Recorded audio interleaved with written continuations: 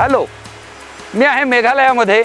मेघालयाच्या जंगलामध्ये पेनिन्सुला नावाचं ठिकाण आहे, मोठं ठिकाण आहे. त्याच्या अवतीभोवती असलेली छोटी छोटी गावं, त्याच्यामधली जंगलं, तिथं पडणारा प्रचंड पाऊस, तिथं हे वाहणारे धबधबे आणि या ज्या दऱ्या आहेत त्या ओलांडण्यासाठी इथं परंपरागत पिढ्यानपिढ्या शतकानुशतकं वापरले जाणारे हे लिव्हिंग रूट ब्रिजेस. त्याची गंमत आपल्याला समजून घ्यायची आहे. नेमकं काय आहे लिव्हिंग रूट ब्रिज आणि कशा प्रकारे हे सगळं उभं केलं जातं आणि त्याचा काय उपयोग होतो. चला माझ्याबरोबर. इथं सावकाश जावं लागतं कारण हा ब्रिज अजून जवळजवळ 300 वर्षांपासून इथं उभा आहे. आपल्याला पाहायला मिळतंय हे जे काय मी ज्याच्यावरनं चालत आलो त्या मुळं आहेत, रूट्स आहेत. इथपासून ही सगळी ही जी वरची झाडं आहेत, साधारण फायकस फॅमिलीमधली जी झाडं आहेत. पुढे जाऊन बघूयात आपण थोडंसं. फायकस फॅमिली आपल्याला वड डोळ्यासमोर येतो. तसं इथं रबराच्या जवळ जाणारं हे झाड, रबराचं जे झाड आहे त्याच्याच सारखं हे झाड, याची मुळं ही एकत्र करून ही गुंफत गुंफत गुंफत असा हा रूट ब्रिज तयार केला जातो. तुम्ही जर पाहिलं असेल वडाच्या पारंब्या, त्याचं जे टोक असतं सुरुवातीचं ते अतिशय नाजूक असतं. तर हे बनवण्यासाठी आधी बांबूचा एक ब्रिज केला जातो आणि त्याच्यामधून हे सगळं गुंफत गुंफत गुंफत गुंफल्यानंतर काही वर्ष वाट पाहायची. पुन्हा त्याला नवीन फाटे फुटतात, मुळे येतात, ती पुन्हा गुंफायची. असं करत करत जवळजवळ 50-60 वर्षानंतर एक पूल तयार होण्याची शक्यता असते. या पुलाचं जर आपण आयुष्य बघितलं तर स्थानिकांनी सांगितलं याचं आयुष्य जवळजवळ 300 वर्षांचं. याच्या पलीकडं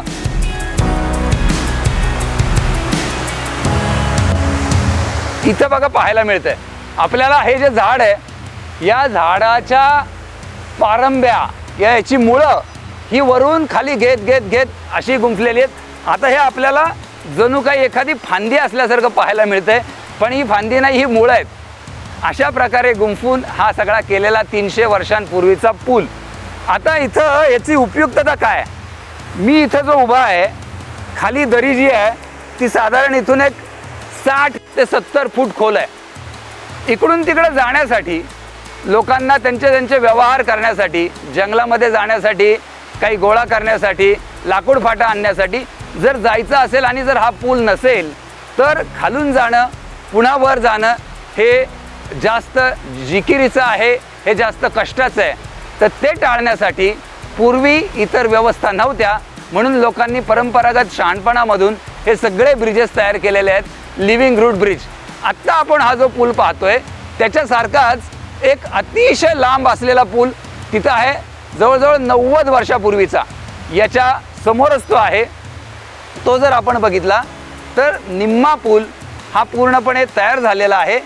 पुढचा सुद्धा वापरतात, पण त्याचं आणखीन बळकटीकरण हे चालू आहे. 90 वर्ष झाली आहेत त्या पुलाला.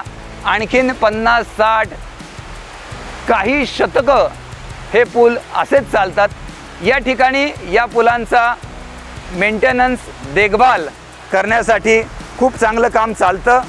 इथली जी गावं आहेत, गावांमधले जे लोक आहेत, तिथल्या ज्या समित्या आहेत, हे एकत्र येऊन लोकांनी यांचं हेरिटेज खूप चांगल्या प्रकारे टिकवलेलं आहे. आणि हे हेरिटेज आज पर्यटकांसाठी खुलं आहे. पर्यटक इथं येतात, पाहतात, पण त्याचा मुख्य उद्देश हा त्यांच्या रोजच्या जीवनासाठी होता आणि आजही आहे. अशा प्रकारचं जागोजागी असणारं हेरिटेज, जागोजागी असणारा हा नैसर्गिक ठेवा हा समजून घेण्यासाठी, एक्सप्लोर करण्यासाठी आणि तो लोकांपर्यंत पोहोचवण्यासाठी हा भवतालचा प्रयत्न आहे. भवतालच्या माध्यमातून आपण वेगवेगळे कोर्सेस असतील, वेगवेगळ्या इको टूर्स असतील, त्या माध्यमातून खऱ्या अर्थाने त्या भागात जाऊन त्या भागाचा अभ्यास करून लोकांशी बोलून हे सगळं जे काय आपल्या आधीच्या पिढ्यांचं वेगवेगळ्या भागातलं जे परंपरागत ज्ञान आहे, हा जो वारसा आहे, हा लोकांपर्यंत पोहोचवण्याचा प्रयत्न करतो.